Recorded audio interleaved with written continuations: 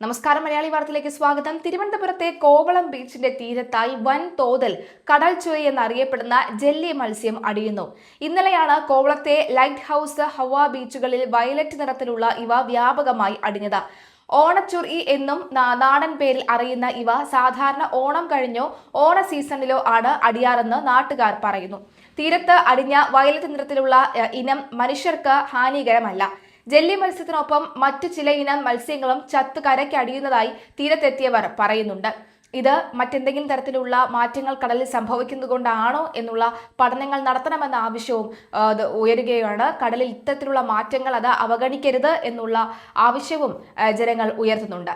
അതേസമയം സംസ്ഥാനത്ത് മഴയുടെ തീവ്രത കുറയുന്നു. ഇന്നു മുതൽ 4 ദിവസം മഴ മുന്നറിയിപ്പില്ല. ഒറ്റപ്പെട്ട ഇടങ്ങളിൽ മണിക്കൂറിൽ 40 മുതൽ 50 കിലോമീറ്റർ വരെ വേഗതയിൽ ശക്തമായ കാറ്റിന് സാധ്യതയുണ്ട്. അതേസമയം ആലപ്പുഴ ജില്ലയിലെ കുട്ടനാട് താലൂക്കിലെ വിദ്യാഭ്യാസ സ്ഥാപനങ്ങൾക്ക് ഇന്ന് അവധി പ്രഖ്യാപിച്ചു. കഴിഞ്ഞ ദിവസങ്ങളിലുണ്ടായ അതിശക്തമായ മഴയെ തുടർന്ന് കുട്ടനാട് താലൂക്കിലെ വിവിധ ഭാഗങ്ങളിൽ വെള്ളക്കെട്ട് രൂപപ്പെട്ടതിനാലാണ് അവധി പ്രഖ്യാപിച്ചത്. ജില്ലയിൽ ദുരിതാശ്വാസ ക്യാമ്പുകൾ പ്രവർത്തിക്കുന്ന വിദ്യാഭ്യാസ സ്ഥാപനങ്ങൾക്കും അവധി ബാധകമാണ്. പ്രൊഫഷണൽ കോളേജുകൾ ഉൾപ്പെടെയുള്ള വിദ്യാഭ്യാസ സ്ഥാപനങ്ങൾ, അങ്കണവാടികൾ, ട്യൂഷൻ സെന്ററുകൾ എന്നിവയ്ക്ക് അവധി ബാധകമായിരിക്കും. നേരത്തെ നിശ്ചയിച്ച പരീക്ഷകൾക്ക് മാറ്റമില്ല. പത്തനംതിട്ടയിലും കോട്ടയത്തും ദുരിതാശ്വാസ ക്യാമ്പുകൾ പ്രവർത്തിക്കുന്ന സ്കൂളുകൾക്കും ഇന്ന് അവധിയാണ്. കഴിഞ്ഞ കുറച്ച് ദിവസമായി തുടരുന്ന മഴയിൽ നിന്ന് ഡൽഹിക്ക് ഉടൻ മോചനമില്ല. അടുത്ത ഒരാഴ്ച കൂടി നഗരത്തിൽ മഴ തുടരുമെന്നാണ് ഇന്ത്യൻ കാലാവസ്ഥാ വകുപ്പിന്റെ മുന്നറിയിപ്പ്. ഇതിന്റെ ഭാഗമായി ഞായറാഴ്ച യെല്ലോ അലർട്ട് പ്രഖ്യാപിച്ചിട്ടുണ്ട്. ഞായറാഴ്ച ദിവസം മുഴുവൻ ആകാശം മേഘാവൃതമായിരിക്കുമെന്നും ഇടിമിന്നലോട് കൂടിയ നേരിയതോ മിതമോ ആയ മഴയ്ക്ക് സാധ്യതയുണ്ടെന്നും കാലാവസ്ഥാ വകുപ്പ് അറിയിച്ചു. അടുത്ത 6-7 ദിവസങ്ങളിലും സമാനമായ രീതികളിൽ മേഘാവൃതമായ ആകാശവും നേരിയ മഴയും പ്രതീക്ഷിക്കാമെന്നും പ്രവചനത്തിന് പറയുന്നുണ്ട്. ചുരുക്കത്തിൽ ഡൽഹിയിലെ മഴക്കാലം തൽക്കാലം അവസാനിക്കുന്നില്ല.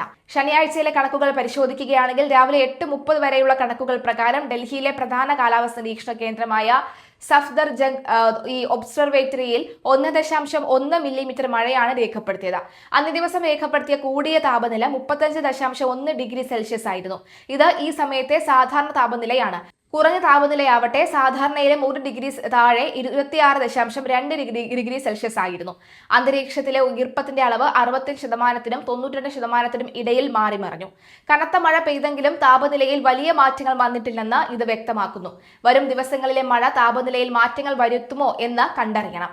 മെച്ചപ്പെട്ട വായു ഗുണനിലവാരം. തുടർച്ചയായ മഴ പെയ്തതോടുകൂടി ഡൽഹിയിലെ വായുവിന്റെ ഗുണനിലവാരവും മെച്ചപ്പെട്ടു എന്നാണ് ശ്രദ്ധേയമായ കാര്യം. ശനിയാഴ്ച വൈകുന്നേരം 6 മണിക്ക് രേഖപ്പെടുത്തിയ എയർ ക്വാളിറ്റി ഇൻഡെക്സ് 71 ആയിരുന്നു. ഇത് പ്രകാരം എന്ന പ്രവർത്തനത്തിൽ പെട്ടതാണ് ഇത്. 0-നും 50-നും ഇടയിലുള്ള AQI നല്ലത് ആയും 51-നും 100-നും ഇടയിൽ തൃപ്തികരമായും കണക്കാക്കുന്നു.